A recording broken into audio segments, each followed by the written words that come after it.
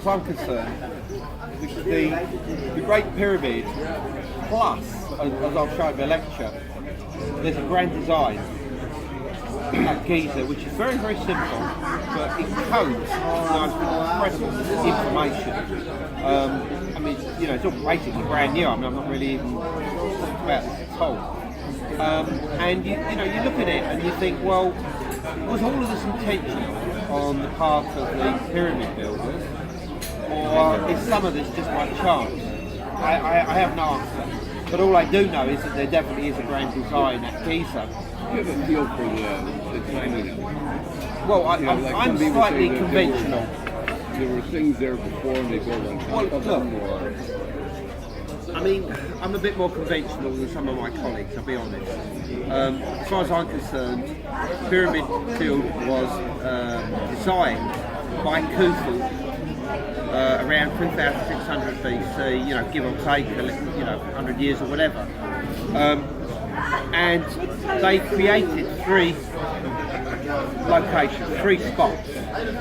And they conform both to a very simple geometry involving 3, 4, 5 triangles, and by joining them together, 3 to 2 triangles, which you get if you join 2, 3, 4, 5 triangles together. All you need to do is just be aware of that, and in about 6 or 7 moves, you can create the positions of the Sphinx, the 3 summits of each of the 3 pyramids, plus you can involve this place called Jebel Gimmel, which is the southern hill, which is almost certainly the original data point, survey point of the entire. It's just to the south of the Sphinx, it's due south, about 425 metres south of that, and it's the point that you stand to observe all of the plateau. And I think, you know, and I've worked with an engineer to work all this out, that was the start point, and everything was designed outwards from that point. But it's very simple. I mean, it's not creating lines all over a map. It's nothing to do with that. It's very, very simple. But the 3, 4, 5 triangle was very important because it related to musical intervals.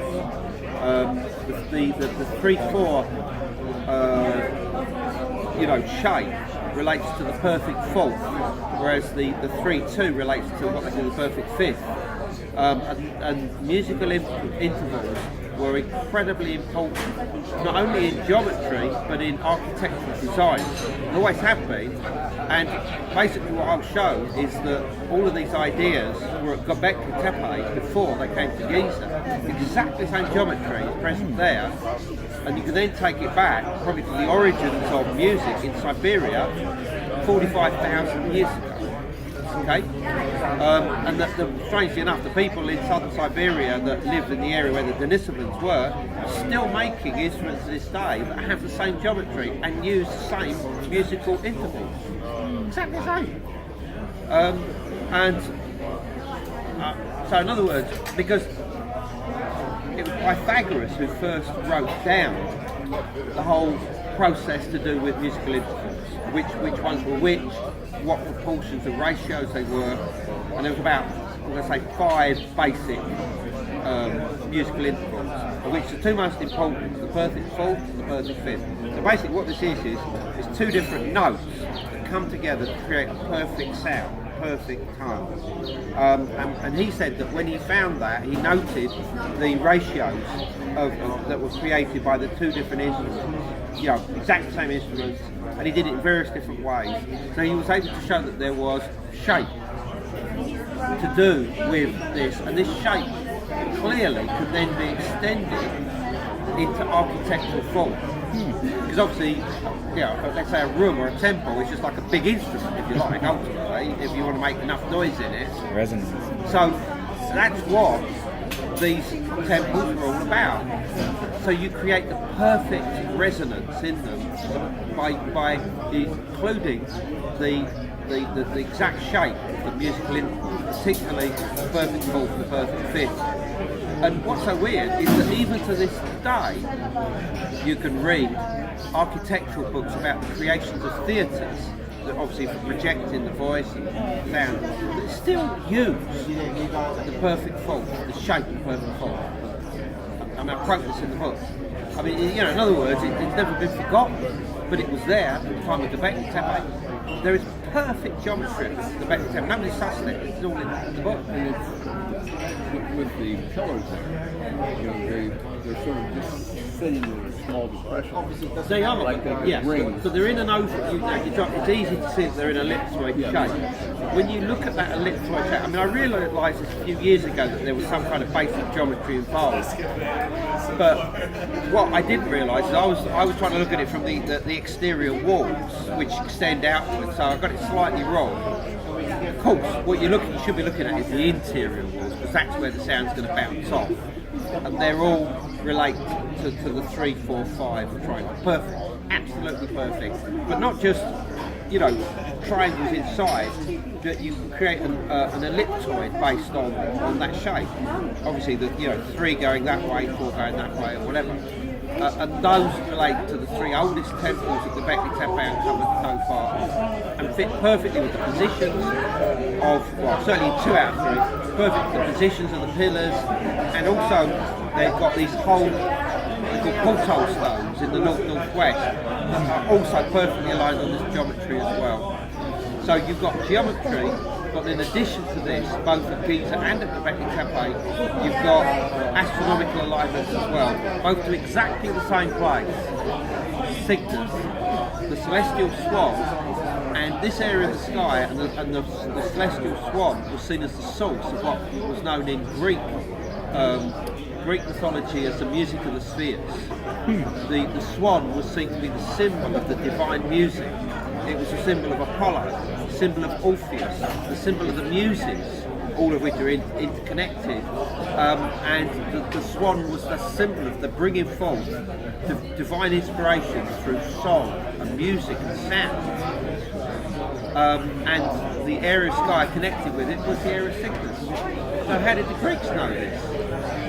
You know, clearly there was a tradition connecting all of these ideas with that area of sky that goes back through the Pyramid Age to Göbekli Tepe and beyond.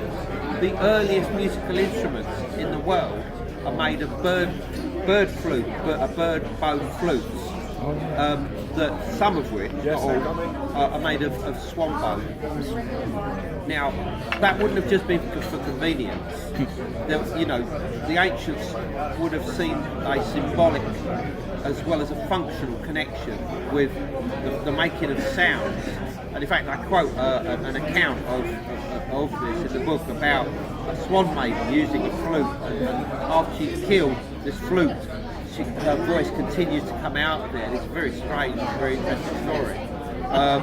So, you know, the connection between flutes, the swans, and the rest of it was something that goes back a hell of a long time. What about there's a theory that each temple has a slightly different alignment because of processions? Yes, absolutely, that's totally correct. Yeah, Göbekli Tepe, that's absolutely correct. You know, they're all just, I mean, they're all orientated north-northwest, south-southeast, but they're all askewed slightly differently.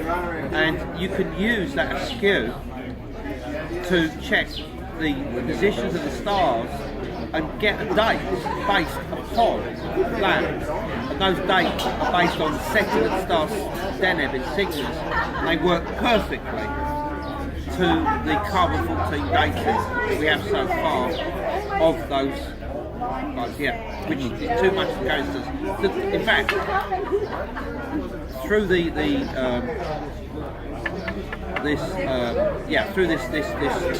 askew of each of the what I call the mean azimuths of the twin pillars. It also gives an explanation of why the ancients could have known about succession. Well, they did, but yes, I think they knew everything about it. But quite clearly, you couldn't miss it at somewhere like the Göbekli Tepe, because every 100 years or so, you have to build a new temple, because the one that you built 100 years back is now out of date because it's not looking at the star anymore. Imagine that meeting where they were getting together and say, "Oh shit, you got to build a new temple." Yeah, and that's exactly what they did. So they then decommissioned the one that they were using by either taking away the stones, covering it over, breaking the interior up or whatever.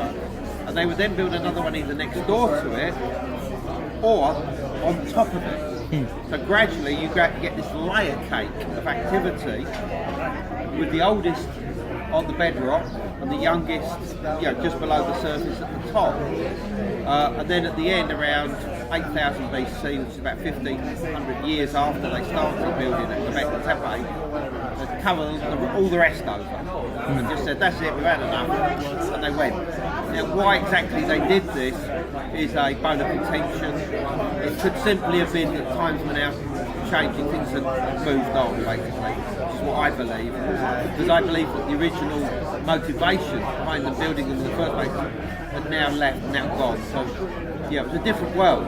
In 8000 BC, you now had agriculture, sun worship, the temples were different shape, they were now rectilinear as opposed to circular, ellipsoid. They're all clearly aligned now to the sun. And of course, what's the most important thing the sun gives us every year but growth and the harvest, because they've now got agriculture. So they're now relying on barley and wheat, whatever, to give them beer, the earliest beer, bread, whatever else you want to make with agriculture. So that became more important to them than stars now. But then you have to go back to the beginning and say, well, why did they build Göbekli Tepe in the first place? And in my opinion, these are primarily almost stargates, that they're interfaces between this world and the other world, with the other world seem to be celestial in origin, right? I think we have a real bias for stone. So you wonder how many wood temples and structures are there that we'll never find. We should take care of the payment for those who didn't take care of their payment, and then we will be heading